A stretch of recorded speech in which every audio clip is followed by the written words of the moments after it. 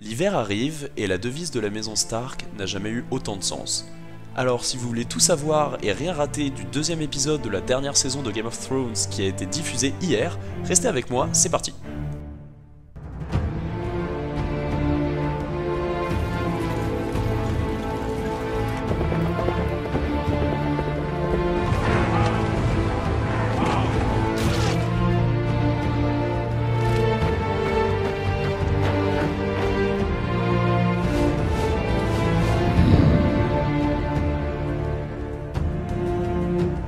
Salut tout le monde et bienvenue dans la Citadelle pour l'analyse et le review du deuxième épisode de la dernière saison de Game of Thrones, qui pour moi est un épisode très réussi. Il a vraiment une atmosphère de calme avant la tempête, un peu comme disait Gandalf dans Le Retour du Roi, et c'est un épisode qui nous permet également de voir un aspect très introspectif pour chacun des personnages principaux, et permet également de voir les enjeux de la bataille qui va arriver. Et pour commencer, juste pour revenir sur le générique, donc comme j'avais dit dans le review de l'épisode 1, on voit encore que l'armée des morts a progressé, puisque les tuiles de glace sont arrivées jusqu'à hauteur de Winterfell, dont on commence à voir les barricades tout autour. Donc voilà, c'est vraiment quelque chose que je trouve super intéressant de voir ce générique qui s'adapte au fur et à mesure des épisodes. Et on commence directement par une scène où Jaime Lannister se retrouve dans le rôle de Winterfell à se justifier, et donc il explique que tout ce qu'il a fait, il a toujours fait pour sa famille. Alors ça rentre très bien dans la philosophie de la maison Lannister, qui a toujours été éduquée de cette manière. C'était le cas pour Tywin, c'était le cas pour Cersei, et Bran le résume très bien, non sans une petite touche d'ironie, quand il lui dit « The things we do for love », parce que ça résume bien la mentalité de Jaime, et c'est exactement la phrase qu'il avait prononcée avant de le pousser par la fenêtre. A noter, dans cette scène, on voit aussi l'équilibre des pouvoirs que Dany essaye de conserver, puisque elle doit faire avec la décision de Sansa, de Jon et de Tyrion, et de faire avec la présence de Jaime. Cette phrase et ce rapport entre Brandon et Jaime sera développé dans une scène suivante, au Godswood, où Bran lui annonce qu'au final il lui en veut pas, parce que au final, sans ce que Jaime avait fait, il serait jamais devenu qui il est aujourd'hui, à savoir le Three-Eyed Raven, donc avec le don d'omniscience, entre guillemets, et non plus justement Brandon Stark, l'héritier de la maison. Et on passe alors à une première scène entre Gendry et Arya, où Arya essaye de comprendre l'ennemi. Et donc Gendry a énormément de mal à lui expliquer, on voit qu'il est vraiment choqué par ce qu'il a vu, et ça nous montre totalement les enjeux de ce qui est en train de se dérouler, parce que donc c'est un ennemi qui est radicalement différent de tous les ennemis que n'importe qui a pu affronter avant, puisqu'on affronte littéralement la mort. Après cela, Arya donc nous dévoile ses talents de tueuse, et elle a un petit discours sur la mort qui pour moi résume très bien son arc narratif.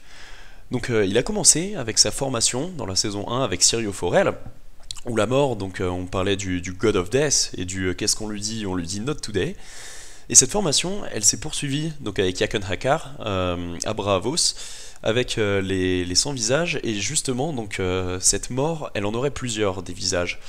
Et donc Arya en fait nous fait comprendre que l'affrontement qui arrive sera bien contre la mort elle-même, mais que Arya aussi est une des formes et un de ces multiples visages que peut prendre la mort. Je parlais à l'instant de la relation que Jaime a par rapport à sa famille et qui ferait tout par amour ou par loyauté à celle-ci. Et bien on retrouve cette thématique dans la discussion qu'il a avec son frère Tyrion sur les remparts de Winterfell, où Tyrion lui dit qu'au final, il avait toujours vu en Cersei ce qu'elle était, mais qu'au final, il avait toujours mis ça de côté par amour pour elle. Et ça rejoint ce que Brandon venait de dire dans le rôle de Winterfell avec la phrase « The things we do for love », que vraiment Jaime a toujours été prêt à tout par rapport à ça. On a également la première mention de mourir à Winterfell, qui va devenir un thème récurrent dans le reste de l'épisode. Et donc ça démontre d'une part toute l'ironie du sort, mais d'autre part également l'élément fédérateur qu'est l'ennemi commun. Parce qu'au final, quel que soit le passé entre tous ces personnages et tous les différends qu'ils ont pu avoir, ils arrivent à les mettre de côté justement pour affronter cet ennemi. Au passage, sur les remparts, on observe toute l'attention aux détails, avec les pics de dragon glace qui ont été placés en défense, je trouve que c'est sympa à voir. Et donc, on peut regarder Jaime observer Brienne. Et cette relation entre Jaime et Brienne, ça va être le premier point très important que je voulais aborder par rapport à cet épisode. Donc ça fait un moment qu'on la voit se développer, et cette relation est super intéressante. Alors pourquoi elle est très intéressante ? Parce qu'au final, ces deux personnages sont très très similaires, malgré leurs différences d'apparence. Ces deux personnages qui sont définis par une chose, la loyauté, et qui souffrent de la même chose, le manque de reconnaissance. Alors pour Brienne, sa loyauté n'a aucune limite dès lors que quelqu'un la reconnaît à juste titre. Elle a toujours souffert du manque de reconnaissance de par son physique masculin déjà. Quand elle s'habillait en lady, elle était toujours la victime d'énormément de moqueries, et quand elle s'est tournée vers les armes, elle a toujours été confrontée au rejet des autres à cause de son sexe notamment. Elle était surnommée donc la pucelle de Tarse, ou même Brienne la beauté, d'une manière très ironique, vous l'aurez deviné. Et de ce fait, elle est définie par la recherche et le besoin de se faire respecter et de se faire accepter telle qu'elle est. Et à partir de là, elle est prête à offrir sa loyauté la plus totale et la plus inconditionnelle à quiconque lui fait preuve de reconnaissance et de courtoisie. Et donc ça a commencé avec Renly Baratheon, qui a été le premier à lui en témoigner, et à la traiter normalement quand il était en visite chez elle. Et depuis, elle a eu une foi inébranlable en lui, et ce même après sa mort. Et donc ça s'est poursuivi avec Catelyn Stark, qui était la seule à ne pas la considérer comme le meurtrier de Renly au final, et cette loyauté, elle l'a donc transférée à la fille de Catelyn, Sansa. Et donc Brienne, ce qu'il faut comprendre, c'est que c'est l'archétype de la personne qui vit pour les autres, et qui s'épanouit et tire sa satisfaction personnelle du dévouement qu'elle peut leur apporter. Jaime, quant à lui, c'est un peu tout l'inverse au final. Il a toujours tout eu, donc la beauté, la reconnaissance pour son talent de guerrier. Il est adoubé chevalier à 15 ans seulement, par Arthur Dayne, donc qui est un membre de la Kingsguard, qui est aussi un des plus grands chevaliers de l'histoire, et Jaime devient lui-même membre de cette même Kingsguard peu de temps après, devenant ainsi le plus jeune chevalier à rejoindre cet ordre. Cependant, il est loin de ses idéaux de chevalier, en servant sous les ordres de Aerys II, dont il voit l'étendue de la cruauté. Et au moment de la rébellion de Robert, il se trouve dans une position très délicate. Donc soit d'un côté, il conserve son honneur donc en tant que membre de la Kingsguard, ou de l'autre, sa loyauté envers sa famille, qui est en train de s'emparer de King's Landing, et sa loyauté envers le royaume. Et donc depuis, il a toujours été considéré comme un homme sans honneur, malgré le fait qu'il considère le meurtre de Aerys comme la meilleure chose qu'il ait jamais faite pour le royaume de sa vie, et personne en fait n'est au courant de ses réelles motivations. Et donc Jaime, c'est un personnage qui est très complexe, et dont on découvre la profondeur seulement dans le 3e bouquin, quand il devient un narrateur à part entière. Et de la même manière que Brienne, donc, il est défini par sa loyauté, mais pour lui c'est tout d'abord envers sa famille, donc j'en parlais juste avant, qui est issue de l'éducation qu'il a reçue de son père, mais aussi par l'amour inconditionnel qu'il porte pour sa sœur. Et donc le développement de l'histoire entre ces deux personnages, donc Jaime et Brienne, est une des plus intéressantes de la saga, parce que malgré donc leurs différences que je viens d'évoquer, ils ont les mêmes valeurs de fond. Et donc Brienne, qui était la première donc à juger Jaime au début de leur périple tous les deux, elle se rend compte petit à petit qu'elle applique à Jaime le même jugement dont elle était elle-même la victime. Et donc c'est pas pour rien que Jaime au final, il lui donne donc son épée d'acier valyrien qui s'appelle Oathkeeper, dont le nom est très très symbolique, parce que Oathkeeper, donc en anglais, ça veut dire celui qui garde ses vœux. Et donc c'est exactement ce qui est en train de se passer dans cette scène là, parce que en fait, malgré tout le respect que Jaime il a pour Brienne intérieurement, il lui a jamais témoigné directement au final. Et donc pour la première fois, il lui dit donc qu'en se mettant sous ses ordres, en fait, il lui témoigne donc ce respect que Brienne n'a jamais vu, et donc c'est pour ça qu'elle a eu une réaction très personnelle. Elle sait pas vraiment comment réagir et elle part. Et c'est pour ça aussi que la scène d'ouverture, donc où il est reproché à Jaime d'avoir tué le roi, encore une fois, et donc lui qui se retrouve sauvé par Brienne, elle a énormément de sens. Et c'est aussi pourquoi la scène un peu plus tard, où Jaime adoube Brienne, d'autant plus avec cette épée au skipper dont je viens de parler, est extrêmement importante. Et donc c'est la première fois que Brienne est vraiment reconnue pour ce qu'elle est, et qui plus est par Jaime. On a après ça donc quelques petites scènes plus ou moins intéressantes. Donc je vais commencer par parler de celle entre Sansa et Dany. Donc l'intérêt de cette scène, c'est vers la fin, quand on peut y voir la continuité de la confrontation donc entre l'ambition de Dany, qui est de réunifier les 7 royaumes, et des Northmen qui eux tentent à être indépendants. Et juste après ça, donc ce dialogue est interrompu par le retour de Theon Greyjoy. Et donc c'est exactement ce que j'avais dit dans le review précédent de l'épisode 1. Et donc Theon suit toujours cet arc narratif de rédemption qui culmine donc avec cette retrouvaille avec Sansa. On a après une petite scène sympathique entre Davos, Seaworth, et Gilly qui s'occupe des populations locales. Et donc cette scène, j'ai trouvé qu'elle permet en fait de comprendre un peu mieux donc, ce qui est en jeu, à savoir la survie de l'humanité. Et je trouve ça cool qu'on voit pas que donc, les nobles, les personnages principaux, mais aussi donc les paysans, pour montrer bien que tout le monde en fait est affecté par ce qui est en train de se passer. On assiste alors au retour des frères de la Night's Watch, également avec Tormund qui tacle littéralement Jon dans une scène un petit peu marrante. Et donc idem, ça rejoint un peu ce que j'avais dit dans le review de l'épisode précédent. On peut voir comment Jon a réussi à fédérer tout le monde derrière lui, parce que donc la Night's Watch, comme les Wildlings, qui sont ennemis historiquement, ennemis jurés, et bien au final, ils sont rejoints tous ensemble pour faire face à l'armée des morts, qu'ils avaient déjà tous affronté ensemble. Et donc cette relation, elle se prolonge un peu plus tard, dans une scène avec une symbolique très forte, entre les trois frères restants de la Night's Watch, qui sont donc Dolorous Edd, Samuel Tarly et Jon Snow, où ils échangent un peu sur tout ce qu'ils ont pu vivre ensemble. Et donc je disais que la symbolique de cette scène est très forte, parce qu'elle commence par le début de leur serment, et cette scène est filmée en haut des remparts, à contempler l'horizon, prêt à défendre les vivants contre les morts, et donc ça rappelle un peu leur surveillance en haut du mur.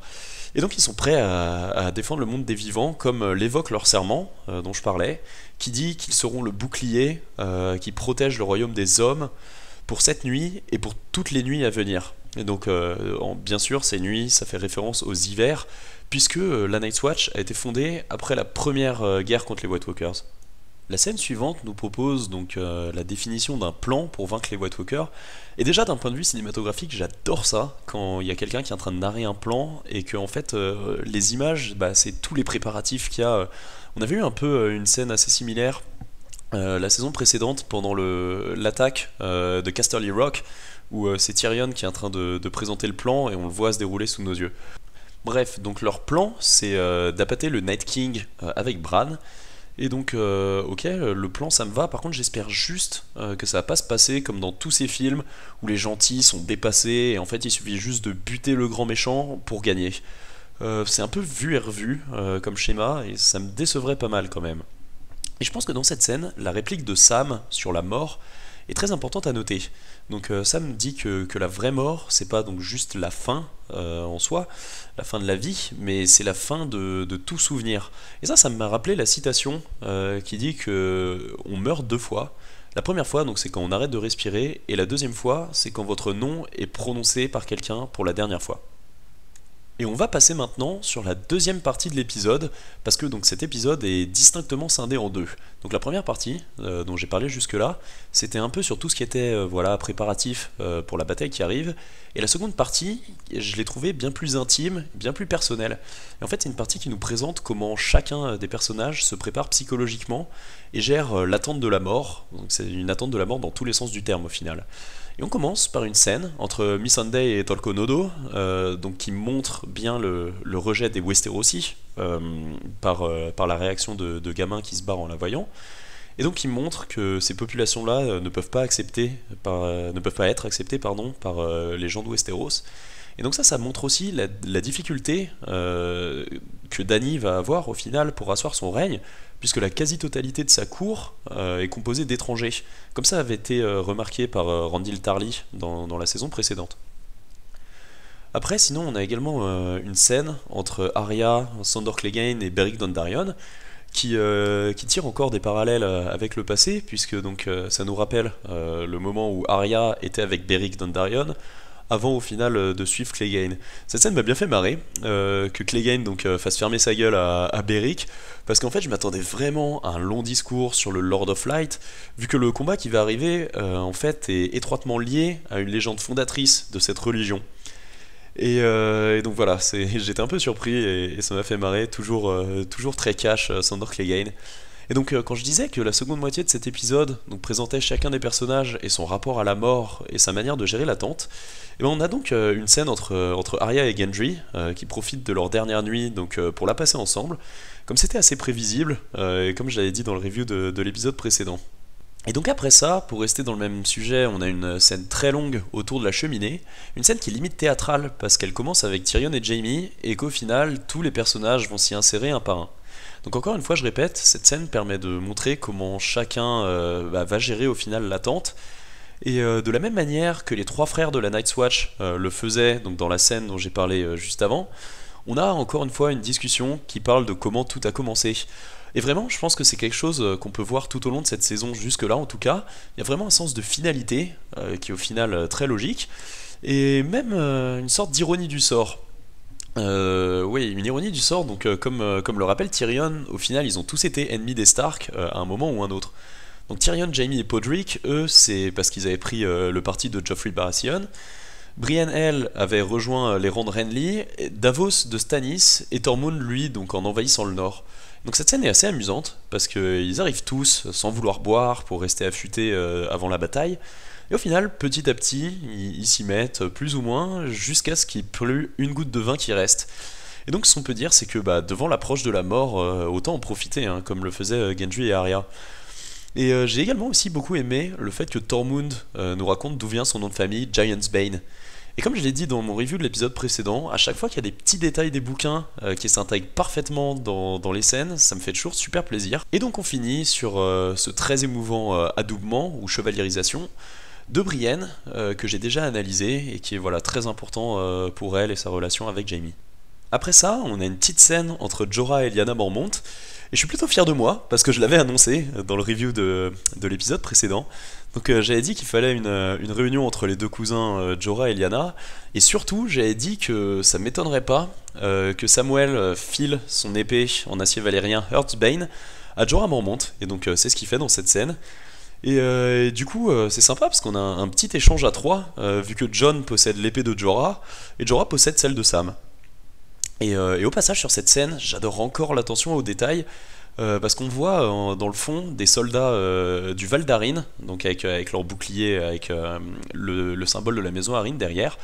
Et tous ces détails, au fur et à mesure de cette scène, donc qu'on voit des soldats de plein d'horizons différents, même si c'est pas mentionné directement, ça permet de visualiser le fait que tout le monde est concerné par la bataille qui arrive. Et pour finir, je vais parler un peu de cette scène où Podrick chante la fameuse chanson Jenny of Old Stones.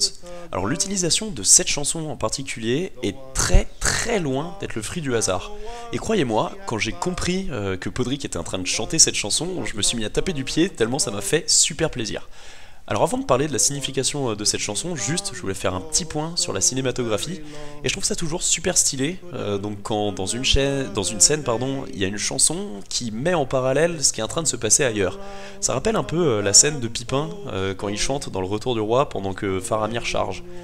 Et donc pour revenir sur cette chanson, donc moi je me demandais vraiment qu'est-ce qu'ils allaient trouver à chanter, parce qu'à chaque fois qu'une chanson a été introduite dans cette série, ça n'a jamais été anodin. Donc par exemple, la toute première fois qu'on entend la chanson Reigns of Castamere, elle est chantée par des soldats Lannister juste avant la grande bataille de la Blackwater contre les forces de Stannis, à la fin de la saison 2. Et donc cette bataille marque le triomphe des Lannisters. Donc vous voyez, c'est vraiment bien choisi. Et donc là, dans cet épisode, ils ont choisi la chanson Jenny of Old Stones. Alors cette chanson, qu'est-ce qu'elle raconte ? Elle raconte l'histoire d'une femme qui s'appelle Jenny et qui vient d'Old Stones dans les Riverlands. Et donc à cette époque, l'héritier du trône était Duncan Targaryen, le frère du grand-père de Daenerys, pour vous donner une idée du contexte et à quelle époque ça a pu se passer. Donc Duncan, lui, était fiancé à la fille de Lyonel Baratheon, le seigneur des Stormlands, mais il tomba éperdument amoureux de Jenny, donc une femme, une paysanne du peuple. Et donc ne pouvant hériter à la fois du trône et épouser Jenny, il décida d'abdiquer en faveur de son petit frère Jaehaerys. Et donc son honneur ayant été bafoué, Lyonel Baratheon, quant à lui, déclara l'indépendance des Stormlands et entra en rébellion contre le trône avant d'être vaincu en combat singulier et que tout rentre dans l'ordre. Alors pourquoi cette chanson est-elle si intéressante ? Alors en fait elle est super intéressante d'un côté parce qu'elle parle de sacrifier son destin de roi pour l'amour d'une femme ou pour l'amour de quelqu'un. Et donc c'est pas étonnant que la scène qui suit cette chanson, c'est l'annonce de Jon à Dany, puisque vous voyez bien que l'un des deux va être obligé de sacrifier sa couronne pour l'amour de quelqu'un. Et d'ailleurs je dis peut-être des conneries, mais il me semble que quand Jon a appelé Daenerys Dany, c'est la première fois de toute la série qu'on l'entend être appelé par son surnom, qui est assez récurrent dans les bouquins, mais ça j'y mettrai pas ma main à couper. Et cette chanson est également fondamentale pour une deuxième raison. Donc Jenny of Old Stones, cette fameuse femme, était très amie avec une sorcière des bois, qui au final est probablement une enfant de la forêt, et elle l'a amenée à la cour du roi Jaehaerys, donc le frère de Duncan pour lequel il a abdiqué. Et donc cette sorcière, une fois à la cour du roi, elle déclara une prophétie majeure de la saga. Et alors là je vais carrément spoil mon épisode sur les prophéties, mais bon tant pis, c'est pas grave. Donc la sorcière déclara que le héros d'une très très ancienne légende reviendrait pour sauver le monde de la longue nuit qui allait s'emparer du monde des vivants. et que ce héros justement, il naîtra de la lignée du prince et futur roi Eris II, le fou, donc le fils de Jaehaerys, et de sa sœur Rhaella. Et donc il a été supposé, après cette prophétie de la sorcière, que le héros légendaire serait sûrement Rhaegar Targaryen. Bien qu'au final, techniquement, il soit possible que ce soit un des enfants de Rhaegar, soit un de ses frères, ou même sa sœur. Et donc le nom de cette légende, vous me demanderez, et ben cette légende a donné son nom à l'intégralité de la saga. Elle s'appelle A Song of Ice and Fire. Alors un élu d'une prophétie, qui doit sauver le monde de la nuit et qui appartient à la descendance du roi fou, il n'y a pas énormément de solutions possibles, et si vous me demandez mon avis sur la question, eh ben je vous dirais que vous ne savez rien. Voilà, c'est la fin de cette vidéo, j'espère qu'elle vous a plu, et que vous avez appris des choses. N'hésitez pas à me lâcher en commentaire ce que vous en avez pensé, et ce que vous avez pensé même de l'épisode en général.